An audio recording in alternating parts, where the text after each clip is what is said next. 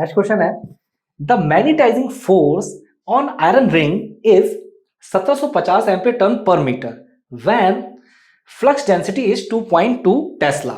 या फिर T, relative permeability of iron is, a option है बेटा 10, बी है 100, सी है 1000, डी है आपका 2000।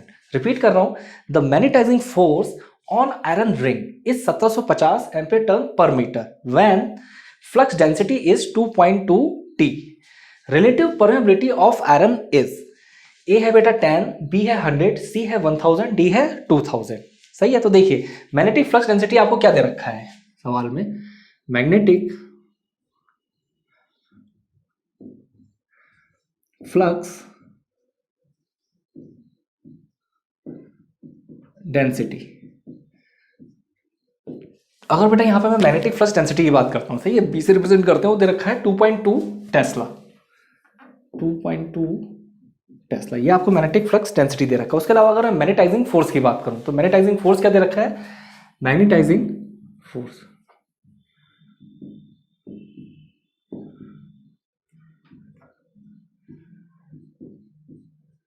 इसे हम रिप्रेजेंट कर देते हैं बेटा एस से। तो मैग्नेटाइजिंग फोर्स की बात करें वो क्या दे रखा है, 1750 एम्पीयर टर्न पर मीटर। 1750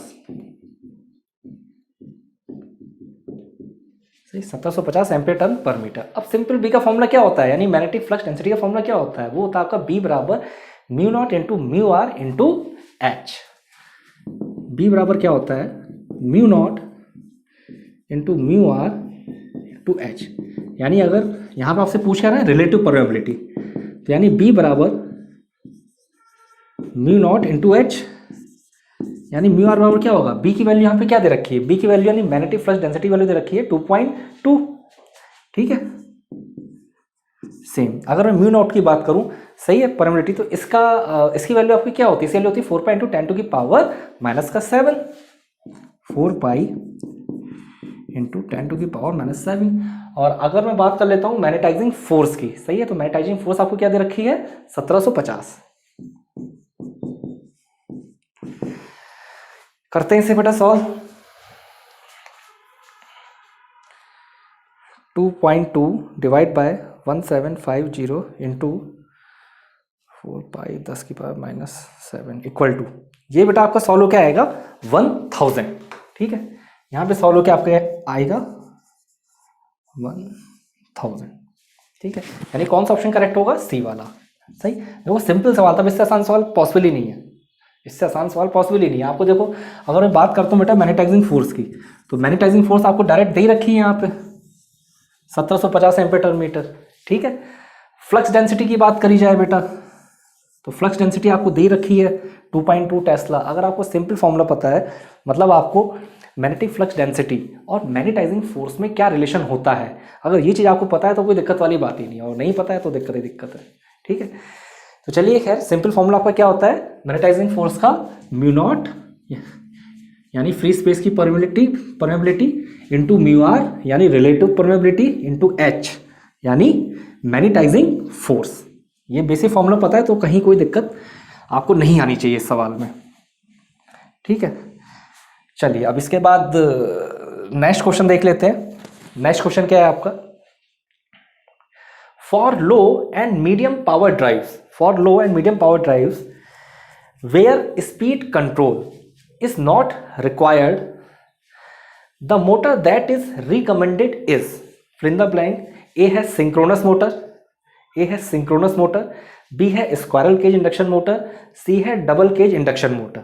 ठीक है, रिपीट कर रहा हूं, for low and medium power drives where speed control is not required, the motor that is recommended is, A है आपका synchronous motor, बी है आपका स्क्वायरल केज इंडक्शन मोटर और सी है आपका डबल केज इंडक्शन मोटर। तो यहां पे क्या आएगा आपका बेटा स्क्वायरल केज इंडक्शन मोटर। ठीक है, चलिए थोड़ा सा मैं आपको बताता हूं, दरअसल इससे आपके काफी ऑब्जेक्टिव क्वेश्चंस पूछे जाते हैं। ठीक है ना, तो देखिए अगर मैं बात करता हूं आपकी स्क्वायरल केज इंडक्शन मोटर की, सही है, तो जनरली इंडस्ट्री में बात करते हैं, या आपकी इंडस्ट्री में बहुत ज़्यादा यूज होता है, सही, और किसके कंपेरेटिव में, स्लिप रिंग इंडक्शन मोटर भी होती है, स्क्वायरल केज भी होती है, लेकिन इंडस्ट्री में जनरली आपका मेजर यूज किसका होता है, स्क्वायरल केज इंडक्शन मोटर का होता है। लिख दे रहा हूँ, स्क्वायरल केज, कुछ पॉइंट्स हैं, इंपॉर्टेंट पॉइंट्स हैं आपके लिए। Squirrel cage induction motor are widely used in industry than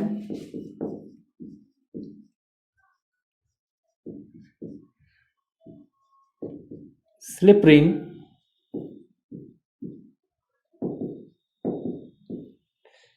induction motor.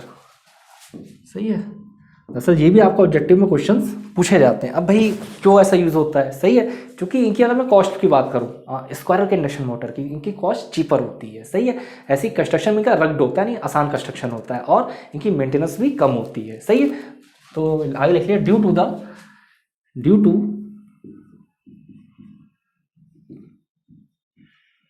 Cheaper in cost, rugged construction,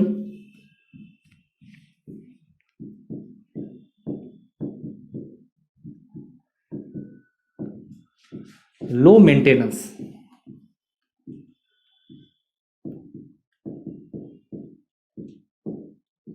ठीक है, इनकी मेंटेनेंस भी आपकी कम होती है। ठीक है, और आपका क्या होता है, अगर मैं स्क्वायरल के इंडक्शन मोटर की बात करते हैं, सही है, तो ये किन किन एप्लीकेशन के लिए सुटेबल होते हैं ये आपके ऐसे एप्लीकेशन के लिए सुटेबल होते हैं जहाँ पे जो आपकी ड्राइव रिक्वायर्ड होती है, सही, ड्राइव इलेक्ट्रिक ड्राइव होती है ना, तो जो आपकी ड्राइव रिक्वायर्ड होती है जिसमें आपकी कांस्टेंट स्पीड हो, सही है, और लो स्टार्टिंग टॉर्क हो, और नो स्पीड कंट्रोल ड्राइव्स। सही है, तो मैं ये पॉइंट लिख दे रहा हूँ कि स्क्वायरल के induction motor are suitable for squirrel cage induction motor,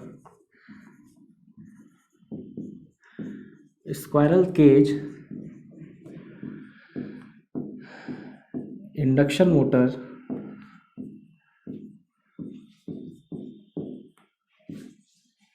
are suitable for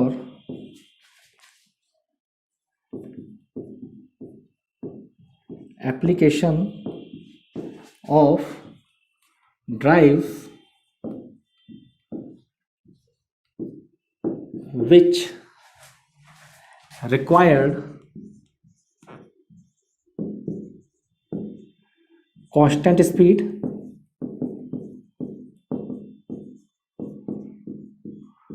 सही, जहाँ पे आपकी कांस्टेंट स्पीड की रिक्वायरमेंट होती है, या फिर अगर मैं आपकी बात करूँ लो स्टार्टिंग टॉर्क की होती है। सही है, low starting torque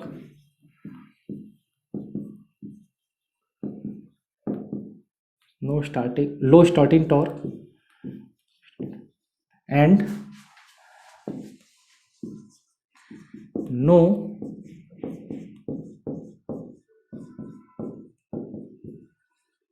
speed control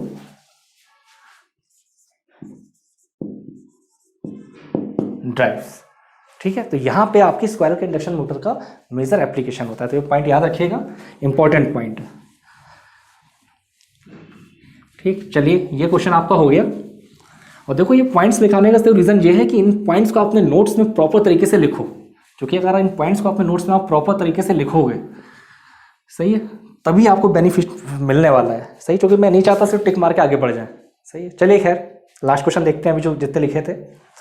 calculate the time in second taken by capacitor of series RC circuit having capacitance of 0.01 metre and resistance of 300 ohm to get fully charged. A क्या है 0.007, B क्या है 0.015, सी क्या है 0.15, D है 0.3। Repeat कर रहे हैं, calculate the time in second taken by capacitor of series RC circuit having capacitance of 0.01 metre and resistance of 300 ohm to get fully charged.